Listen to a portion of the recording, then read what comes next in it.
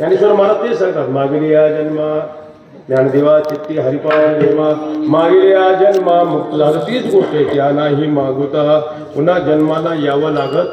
जन्म मरणाची अनर्थ परंपरा. कारण असं आहे, हे दुःख विचित्र आहे. गरिबीचं दुःख आहे, रोगाचं दुःख आहे, मानिव आहे, भोगून संपता येतं. जन्म मरणाचं दुःख भोगूनही नाही संपत. नाम भक्तीचंच हे वैभव लक्षात घ्या. तुटे भवरोग संचित क्रियमान भोग, ऐसे विठोबाचे नाम उच्चारिता खंडी जन्म, त्यामुळे हनुमुखी गाता हरपणी चिंता त्या नाही मागुता. अरे जन्माला कारण काय? मूळ अज्ञान, आत्मस्वरूपाचा अज्ञान. नामचिंतन केलं तर अज्ञान निवृत्त होतं ना. हरी हरी तुम्ही म्हणारे सकट हे माया, मायेचं जाळ. सत्वापादक आभानापादक आनंदापादक हे आवरण आहे ना, हे नामचिंतनाने निवृत्त होतं. त्यामुळे त्या नामधारकांना जन्म मरणाची अनर्थ परंपरा सदाची खंडित होते. आणि जसं अज्ञान मूळ कारण आहे, तसं ह्या जन्म मरणाचं साक्षात जे कारण आहे ते वासना. पहिले मूळ कारण कोणामुळे? पहिले तर अज्ञानाचे मूळ कारण, पण साक्षात कारण जन्माला आहे वासना. मनुष्याची जशी वासना असते तसा जन्म घ्यावा लागतो. जन्म घेणे लागी उदाहरण आहे. जड भरत राजा हरणी गर्भा गेला, घाला जो घातला वासनेने. पण नामधारकाच्या जीवनामध्ये ही वासना नामचिंतनाने हरिरूप होते. जन्म घेणे लागे वासनेच्या संगी. बरोबर आहे, वासना जशी असेल ना, मरली दया दे आठवी, बस तो तेची गती. ती वासना ही जन्माची. आता वासनेचे फार सूक्ष्म स्वरूप, जशी अंतकरणात वासना आहे तशी जन्म घ्यावा लागतो. नामधारकाला त्याची जी ही वासना आहे ना, तिची झाली अंगे हरिरूप परमात्मा स्वरूप झाले. वासना निमाली ब्रह्मरस गोडी,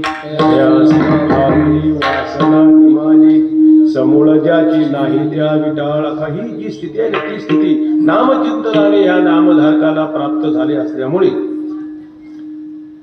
जन्म घेणे लागे वासनेच्या संगी, तेची झाले अंगे हरिरूप. आता हा नामधारक नामचिंतनाने देवाच्या स्वरूपाला प्राप्त झाला. म्हणजे परमेश्वराला त्यांनी जाणलं, आत्मत्वाने ज्ञान. पण हे ज्ञान संपादन केल्यावर त्याचा जो परिणाम आहे तो सांगताय अभंगाच्या 4थ्या. हरिरूप झाले जाणले हर पाले, हरिरूप झाले जाणले हर पाले, हरिरूप झाले जाणले हर पाले, हरिरूप झाले जाणले हर पाले.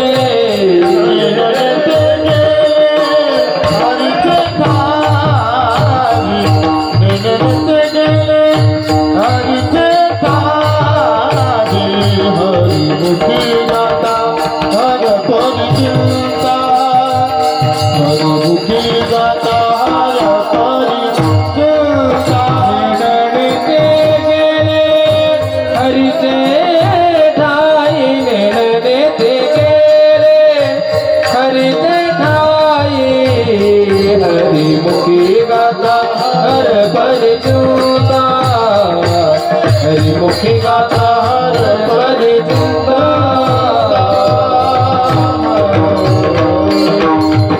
हरिरूप झाले. नामचिंतनाच्या द्वारा नामधारक हरी स्वरूपाला प्राप्त झाला. पण हे जे ज्ञान प्राप्त झालं ना, मी देव आहे, तिथे हरिरूप झाले जाणणे हरपले. आता मी देव आहे हे ज्ञान सुद्धा हरपावं लागतं. वारकरी संप्रदायाच्या तत्वज्ञानाची ही खरी सूक्ष्मता आहे. आपण म्हणाला हरिपाठ आहे, नाम भक्ती योगाचंच वर्णन आहे, पण हे शब्द बघा, याचा अर्थ तुम्ही सांगा. प्रक्रियेशिवाय काय अर्थ सांगणार? जाणणे हरपले म्हणजे काय? जाणणे म्हणजे मी देव आहे, मी ब्रह्म आहे, अहम ब्रह्मास्मी, वासुदेव तत्वाचा. ही वृत्ती गेली पाहिजे. आपण रोज म्हणतोय ना, वृत्ती हे निवृत्त झाली. ही वृत्ती ज्ञान वृत्ती. काय? मी देह म्हणणं अज्ञानामुळे हा भ्रम आहे की मी देह आहे, भ्रम आहे ना. तसं मी देव आहे, मी ब्रह्म आहे. महाराज हा सुद्धा भ्रमच आहे ना. आणि तू ब्रह्म आहे, बाकीचे काय भूत आहे का? मग पुढची अवस्था आहे सर्वम खल्विदम ब्रह्म. त्याच्याकरता ही ज्ञान वृत्ती जावी लागते. ज्ञान वृत्तीचं काम काय? अज्ञान निवृत्त करण्याकरता. बासमतीचं काम संपलं.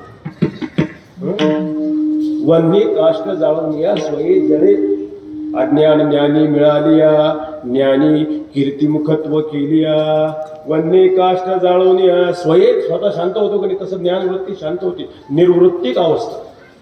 हरिरूप झाले जाणणे. आता जाणणं राहिलंच नाही. मग आता तिथे जाणणं नाही म्हणजे ज्ञान नाही, मग अज्ञान आलं का?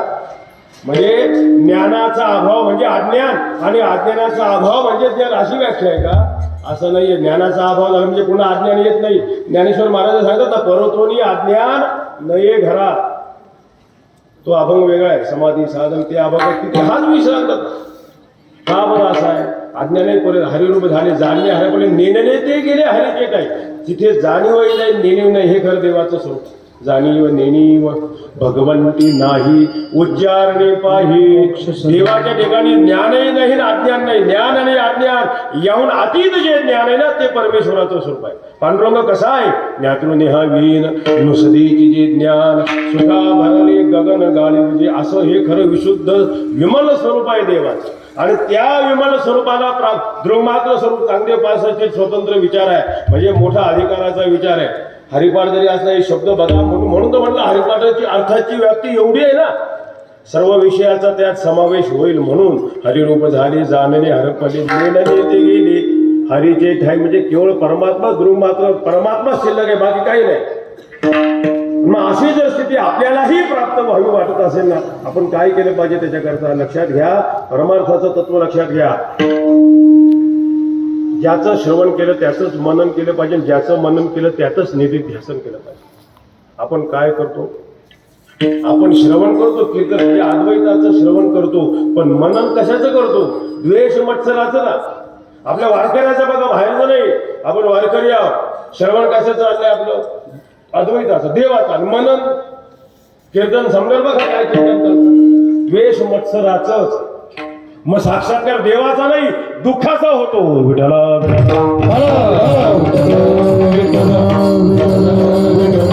म्हणून तत्व आहे. ज्याचं श्रवण केलं त्याचंच मनन त्याचं निधिध्यासन. देवाचं स्मरण देवाचंच मनन त्याचं निधिध्यासन करा तर ही स्थिती प्राप्त होईल. म्हणजे ध्याना मनाचा विषय देव करा. महाराज सांगता अभंगाच्या शेवटच्या हरिरूपी जाणे हरिरूपी माने हरिरूपी जाणे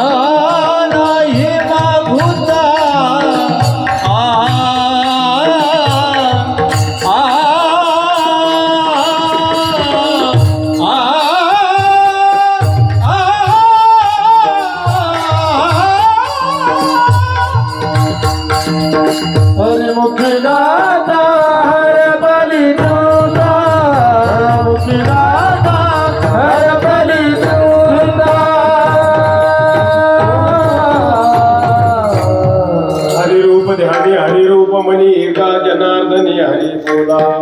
ही स्थिती प्राप्त व्हावी नाथ महाराज त्याच्यावर उपाय काय सांगतात? हरिरूप ध्यानी हरी. बरं, सर्व संतांचा आग्रह महाराज काय सांगतात? पांडुरंग ध्यानी, पांडुरंग मणी, ज्ञानदेवा ध्यानी, रामकुटुंब. सगळा विषय सारखाच आहे. ध्याना मनाचा विषय देव करा. ध्याना मनाचा विषय देव करा म्हणजे वारकरी व्हा. काया वाचा मनी जीवे सर्व. याच्या ध्याना मनाचा विषय देव आहे ना, तो वारकरी आहे. वारकऱ्याचं हे लक्षण आहे. हरिदासाचं हे लक्षण आहे. ध्याना मनाचा विषय देव करायचा म्हणजे काय? मनाने ध्यान केलं तर ध्यान कशाचं करायचं? देवाचंच, विषयाचं नाही, प्रपंचाचं नाही. आणि त्यातच पुष्कळ ध्यानाचं वैभव हल्लीच्या काळात आहे. डॉक्टर लोक सांगतात ध्यान करा, कॉलेजचे प्रोफेसर मुलांना सांगतात ध्यान करा, नाही तर डोळे भेटून बसा, ग्रास्पिंग पॉवर वाढेल. पुष्कळ आहे. मी ते सांगत ध्यानाचं महत्व आजही विज्ञानाच्या काळात किती आहे. चिंतने चिंतने तद्रूपता. मनुष्य ज्याचं चिंतन करू त्याच्या स्वरूपाला प्राप्त होतो. तुका म्हणे आळी जीवी मुलीची. असं ध्यान ज्याचं कराल, विपरीत भावाचं ध्यान केलं तर विपरीत भावाला प्राप्त होतो. जड भावाला पुष्कळ त्याचं. म्हणून ध्यान करायचं तर कोणाचं करा? जास्त देवाचं करा. बाकीच्याचं कशाचं ध्यान करा? माणसं चांगलं ध्यानही करू शकत नाही. रस्त्याने एक माणूस चालला, खिशादार घालायचा, तोंडात टाकायचा, खिशादार घालायचा. काय काय करतो? म्हणले लुटूपुटीचे चणे खातो. मग आता लुटूपुटीचेच खातो ना, मग चणे कशाला म्हणतो? पेढे म्हण ना. वचनेम किंवा दरिद्र. तर मोठी कल्पना आहे, मनुष्य करू शकत नाही. आणि ध्यान करायचं ना, देवाचं ध्यान केलं, देवाच्या स्वरूपात. हरिरूप ध्यानी हरिरूप मनी. मन शब्द ज्ञानवाचक. ज्ञान ग्रहण करायचं तर देवाचंच. म्हणजे ज्ञानाचा ध्यानाचा विषय कोण झाला पाहिजे? देवच, दुसरं काही नाही. हरिरूप ध्यानी हरिरूप मनी. तरच या अभंगाची फलश्रुती सांगितली, त्या ग्रंथाला तो मनुष्य प्राप्त होतो. ही स्थिती आपल्यालाही प्राप्त व्हावी. या बोधा करतात आपण वारकरी झालो. सप्ताह कशासाठी करतो? पैसे जास्त झाले, वेळ जास्त नाही. वारकरी का झालो? जीवदशा गेली पाहिजे, त्याला वारकरी म्हणतात ना. ही स्थिती प्राप्त होण्याकरता ही साधना, ही तपश्चर्या त्याची करताय. मग त्याकरता आपल्या अंतकरणात देवाचं आविष्कार व्हावं, आपल्या अंतकरणात तो येऊन राहावा. मग त्याच्याकरता अंतकरणात त्या माणसाचं पवित्र पाहिजे. तो अधिकार आपण संपादन कराल का नाही? काय उगीच देव येऊन त्याच्यामध्ये राहील? मग तो देव असा अंतकरणात त्याचा आविष्कार व्हावं. त्याच्याकरता एकच उपाय नाथ महाराज सांगतात. एका जनार्दनी हरी बोला. सर्वात श्रेष्ठ कलियुगातला हा उपाय आहे. मग ही सुरुवातीला भक्ती कशी करायची? वैखरी वाणीने उच्चार. त्याच्या पुढची अवस्था आता वैखरी वाणी नाम जप नाही. आता त्याच्या पुढे मानस जप. प्रगती झाली पाहिजे की ज्ञानदेवा मौन जपमा अंतरी म्हणजे मानस जप. आणि मग त्याचा परिणाम सत्य शेवटी मी परब्रह्म स्वरूप आहे. ज्याचं नाम घेतो त्या नामी स्वरूपाला प्राप्त होणं. अशी ही नामाची साधना प्रयोगनिष्ठ विषय. कलियुगामध्ये अत्यंत महत्वाचं निश्चित देवापर्यंत जाणारं साधन. आणि या साधनाचं महात्म्य सांगण्याकरता ज्ञानेश्वर महाराज असून नाथ महाराजांनी यांनी हरिपाठ ग्रंथ निर्माण केला. त्यातील नाथ महाराजांच्या हरिपाठातील हा पहिला अभंग यथामती दिलेल्या वेळेत काही अभंगावर चिंतन करण्याचा मी प्रयत्न केला. झालेली सेवा सर्वनाथांच्या चरणी समर्पित करतो. हे संतांचे आपल्यावर उपकार आहेत. ज्ञानदान ज्यांनी केलं आहे म्हणून तर आपण त्या रोज सूचनात होतो. या ज्ञानदानाचे सर्वांचे आद्य गुरु कोण आहेत? सद्गुरु श्री निवृत्तीनाथ. ज्ञानदान करण्यामध्ये मोठा अधिकार कोणाचा आहे? निवृत्तीनाथांची. आपण वारकरी आहे, इथपर्यंत आपण आलो, आपलं भाग्य आहे की नाही? निश्चितच भाग्य. म्हणून आपण जे वारकरी झाले नाही त्यांनी वारकरी व्हा. निवृत्तीनाथांची वारी आपण करा. ज्ञानदान करणारे सर्वात श्रेष्ठ सद्गुरू आणि त्यांची संजीवन समाधी ते स्थान आपल्याला प्राप्त झालेलं आहे. आणि त्या स्थानाचं निवृत्तीनाथ महाराजांचं महात्म्य स्वतंत्र पुष्कळ विस्ताराने आहे. आणि असे निवृत्तीनाथ महाराज आणि ज्यांनी ज्ञानदान आपल्याला केले, ज्ञानगंगा प्रवाहित केली, त्यांचंही मंदिराचं काम चालू आहे. आता काय योग असेल काही समजत नाही. त्याला दीर्घकाल का लागावा? आपलं कर्म, आपलं अदृष्ट काय आहे. पण मला आज जो काय भाग हा तोही भाग मला सांगायचा नाही. होईल ते होईल, महाराजांची जशी मर्जी असेल तसं होईल. पण त्याच्यातला भाग ज्ञानदान त्यांनी केलं तर ह्या कार्याला दान मागत आम्ही माझं तर मागच्या 5 वर्षात पुष्कळ वेळा मागतो, सतत मागत होतो. 80-90 लाख रुपये 5 वर्षात मी गोळा केले. ते आता सध्या मी थांबलोय दूर यावं. पण मी आज का हा विषय काढण्याचं कारण असं आहे, ह्या गावातील गंगा भागीरथी जिताबाई हरी नाथे सद्गुरू श्री निवृत्तीनाथ महाराजांच्या मंदिराला त्यांनी 1 लाख रुपयाची देणगी दिली. त्यांची इच्छा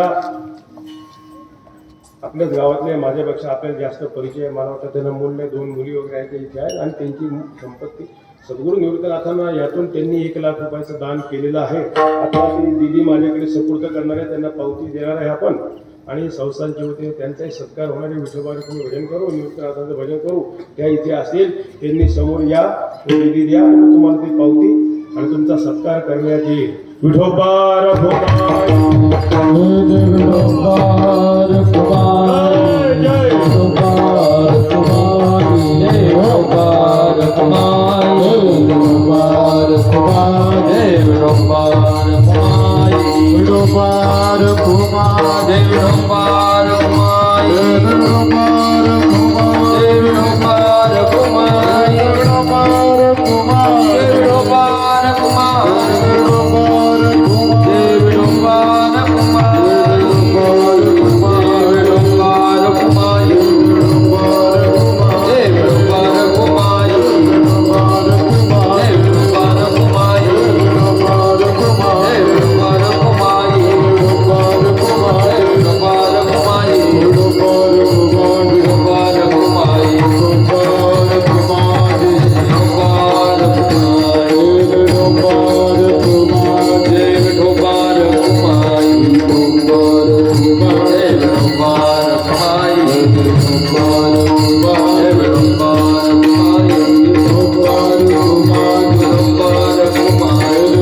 कुमार विठोबार कुमार विठोबार कुमार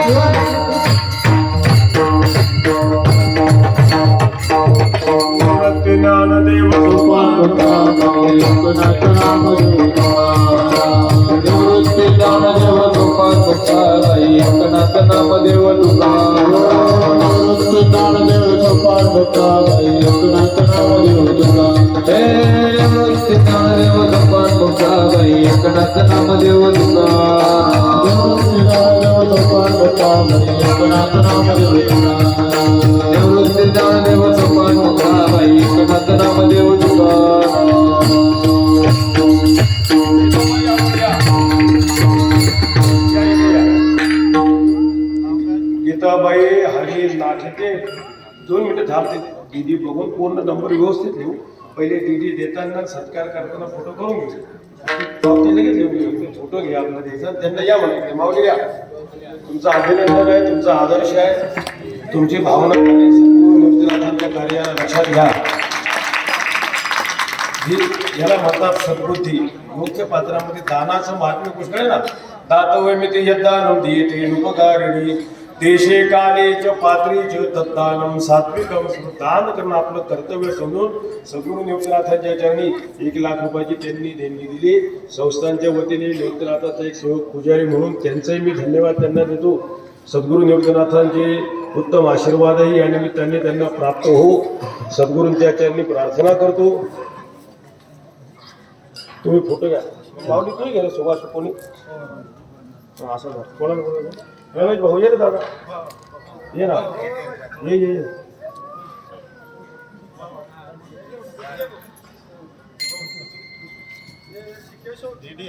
दीदी सुभाष दादा आपला सुभाष भानमाली फोटो घ्या ना आपला.